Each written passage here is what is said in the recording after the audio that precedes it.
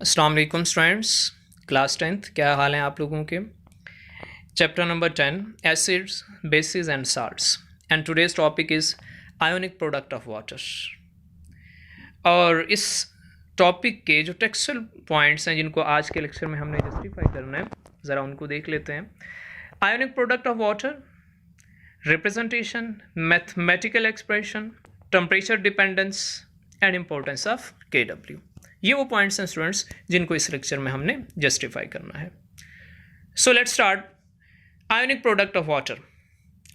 Ionic product of water को basically हम define करते हैं, it is the product of molar concentration of hydrogen and hydroxyl ion for pure water at a definite temperature. अब अगर हम इसको एक लेमन कॉन्सेप्ट में देखें, कॉमन वर्डिंग में देखें कि ये आयोनिक प्रोडक्ट ऑफ वाटर क्या है, तो बच्चों याद रखो, this is a concentration of hydrogen and hydroxyl ion in A water, pure water में। और इसको जब हम कंसंट्रेशन को मेजर कर रहे होते हैं ना, हाइड्रोजन और हाइड्रोक्सिल की, याद रखो ये एक स्पेसिफिक टेम्परेचर पे मेजर कर रहे होते हैं। चूंकि टेम्परेचर पे ये डिपेंड करती है कंसंट्रेशन, टेम्परेचर के बढ़ने या कम होने से इसमें चेंज आता है। तो इसलिए जब भी हम इसकी कंसंट्रेशन को मेंशन करते हैं तो साथ में स्पेसिफिक टेम्परेचर मेंशन करते हैं, चूंकि इसके ऊपर टेम्परेचर का इफेक्ट होता है। सो क्या है ionic product of water? Concentration of hydrogen and hydroxyl ion in a pure water. अब इसको रिप्रेजेंट कैसे करते हैं स्टूडेंट्स? इसको रिप्रेजेंट करते हैं KW से। W फॉर वाटर, ये जो W लिखा हुआ ना यहाँ पे, ये किसके लिए है यहाँ पे बच्चों? वाटर के लिए। अब मैथमेटिकल इसको कैसे एक्सप्रेस करेंगे? मैथमेटिकल इसको डिराइव करने के लिए बेटा हम सेल्फ आयोनाइजेशन ऑफ वाटर की इक्वेशन लेंगे। लास्ट लेक्चर में आपने सेल्फ आयोनाइजेशन ऑफ वाटर पढ़ा था और उसमें आपने देखा था कि दो वाटर के मॉलिक्यूल जब आपस में कोलाइड करते हैं, और कोलिजन वो कोलिजन कि जो एनर्जेटिक कोलिजन है, तो उसके रिजल्ट में क्या होता है? उसके रिजल्ट में एक वाटर मॉलिक्यूल का प्रोटॉन ट्रांसफर होकर दूसरे वाटर मॉलिक्यूल के पास चला जाता है और hydroxyl and hydronium ion generate होते हैं। इसी तरह से अगर हम एक सिंगल वाटर मॉलिक्यूल को लें तो वो भी आयोनाइज हो जाता है ना। आप वाटर को आयोनाइज करवा सकते हो ना बच्चों। इलेक्ट्रोलाइट आप इलेक्ट्रिसिटी वाटर में पास थ्रू करवाएं तो वाटर आयोनाइज हो जाएगा। इसी तरह से इलेक्ट्रोलाइसिस करवा सकते हैं आप वाटर के मॉलिक्यूल की, तो वाटर आयोनाइज हो सकता है। अब सिंगल वाटर के मॉलिक्यूल को आयोनाइज करें तो वो किस में सेपरेट होता है बेटा? वो अपने ही उन आयन्स में सेपरेट होता है जिनसे वो मिलकर बना हुआ है। वो कौन से आयन्स हैं? Hydrogen ion and hydroxyl ion. अब चूंकि ये रिवर्सिबल है तो हम इसको Kc की फॉर्म में एक्सप्रेस कर सकते हैं ना। अब Kc क्या है? Kc है बेटा आपके पास ratio between product and reactant. जो प्रोडक्ट की आपके पास मोलर कंसंट्रेशन है और रिएक्टेंट की मोलर कंसंट्रेशन है, उसके दरमियान जो रेशो है उसी को तो हम Kc कहते हैं ना। तो अब जरा Kc की फॉर्म में इस रिएक्शन को, ये जो सिंगल वाटर के मॉलिक्यूल का आपने सेपरेट करवाया है उसके आयंस में, इसको Kc की फॉर्म में एक्सप्रेस करें तो Kc की फॉर्म में हमारे पास नॉमिनेटर क्या आ जाएगा? ये जो प्रोडक्ट है, molar concentration of hydrogen ion and hydroxyl ion, और रिएक्टेंट में हमारे पास वाटर कंसीडर होगा।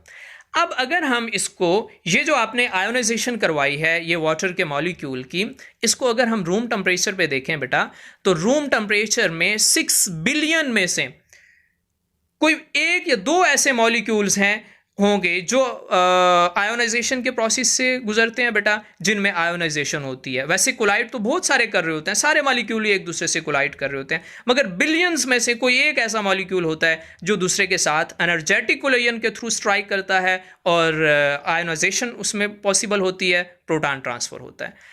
तो अब इसलिए हम कहते हैं कि वाटर ऑलमोस्ट उसकी जो कंसंट्रेशन है वो कांस्टेंट रहती है। चूंकि देखें मिलियंस में से कोई एक मॉलिक्यूल जो है वो आयोनाइजेशन की तरफ जा रहा है, तो अल्टीमेटली हम अगर देखें तो ओवरऑल इसकी जो वाटर की कंसंट्रेशन है वो क्या है? वो कांस्टेंट है। अब चूंकि वाटर की कंसंट्रेशन कांस्टेंट है तो फिर हम इसको इस तरह से लिख सकते हैं ना, Kc के साथ वाटर को लिख देते हैं। तो मैंने Kc इंटू वाटर लिख दिया और इसके सामने क्या लिख दिया बेटा?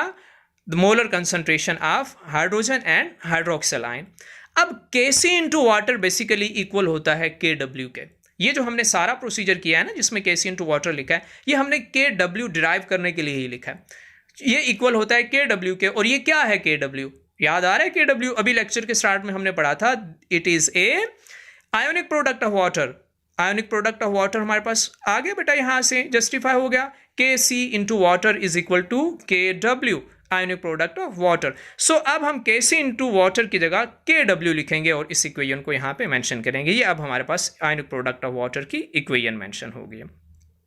अब स्पेक्ट्रोस्कोपी के थ्रू इससे हमारे पास क्या इंफॉर्मेशन उसने रिवील की है, जो बड़ी बेसिक इंफॉर्मेशन है इसमें, जो हमारी कॉन्सेप्ट को बिल्ड करती है और उसमें हमें इंफॉर्मेशन देती है, वो ये है कि अगर हम रूम टेम्परेचर पे इन ये जो आइंस है ना, आपके हाइड्रोजन आइन है और हाइड्रोक्सिल आइन है, इनकी कंसंट्रेशन अगर हम मेजर करें तो वो जो कंसंट्रेशन है वो आपके पास, चूंकि एक वाटर का मॉलिक्यूल इक्वल आइंस में डिस्ट्रीब्यूट होता है, एक वाटर का मॉलिक्यूल जब सेपरेट होता है तो एक हाइड्रोजन एक हाइड्रोक्सिल बन रहा होता है, सो इक्वल नंबर्स ऑफ आइन बन रहे होते हैं। सो अगर किसी एक आइंस को ले लें आप, सपोज आप हाइड्रोजन आइन को ले लें या हाइड्रोक्सिल आइन को ले लें, तो उसकी जो वैल्यू है ना रूम टेम्परेचर पे वो है 1.0 इंटू 10⁻⁻7, 1.0 इंटू 10⁻⁻7। सपोज 10 बिलियन में से कोई एक मॉलिक्यूल जब आपके पास आयोनाइज होगा तो फिर हमारे पास 10⁻⁻7 आएगी ना साइंटिफिक नोटेशन में। जब आप लिखोगे 10 बिलियन में से कोई एक मॉलिक्यूल जो आयोनाइज होने की तरफ जा रहा है तो फिर हमारे पास वैल्यू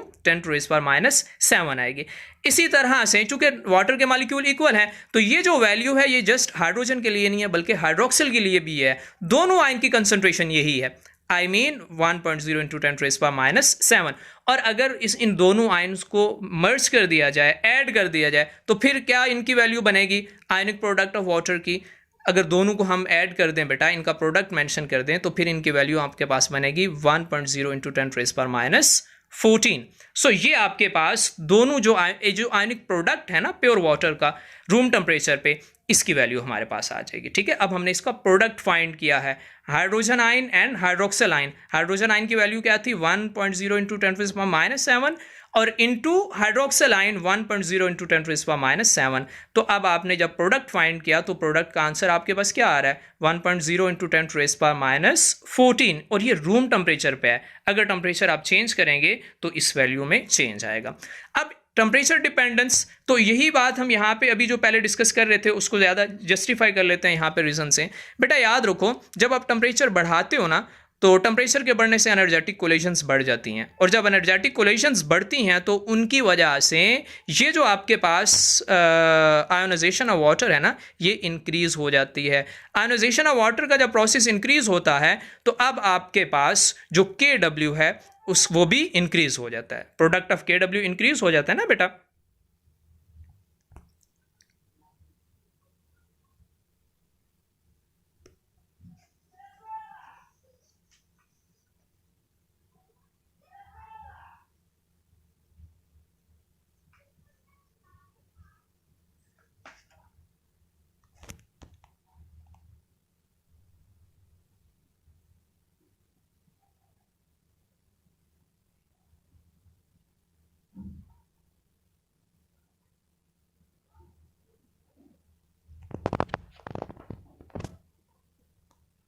सो बच्चों हम ये कह सकते हैं कि टेम्परेचर के बढ़ाने से जो KW है आयोनिक प्रोडक्ट ऑफ वाटर है वो इंक्रीज होगा, और इसके टेम्परेचर के कम करने से ये कम भी होगा, डिक्रीज भी होगा।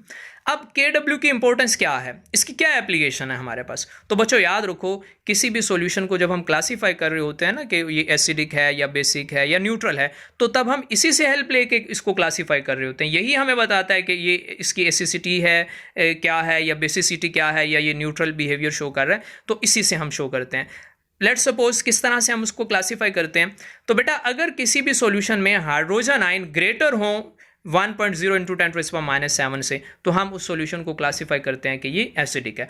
और अगर किसी सॉल्यूशन में हाइड्रोजन आयन स्मॉलर हो इस वैल्यू से, आई मीन 1.0 इंटू 10⁻⁷ से, तो फिर हम उस सॉल्यूशन को बेसिक सॉल्यूशन कहते हैं। और अगर कहीं पे आपको हाइड्रोजन आयन इस वैल्यू के इक्वल मिले तो फिर बेटा हम उस सॉल्यूशन को ना एसिडिक कहते हैं ना ही बेसिक कहते हैं, बल्कि उस सॉल्यूशन को हम न्यूट्रल कंसीडर करते हैं।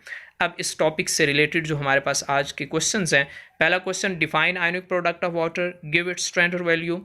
Second question how ionic product of water is temperature dependent quantity.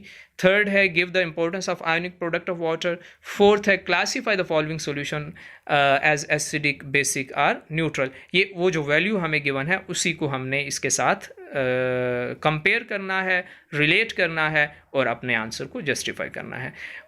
Long question इससे में जो पूछा जाता है बेटा वो what is ionic product of water, define I mean derive mathematical expression for it. तो ये आपका लॉन्ग क्वेश्चन बनेगा। ओके बच्चों, अल्लाह हाफिज़।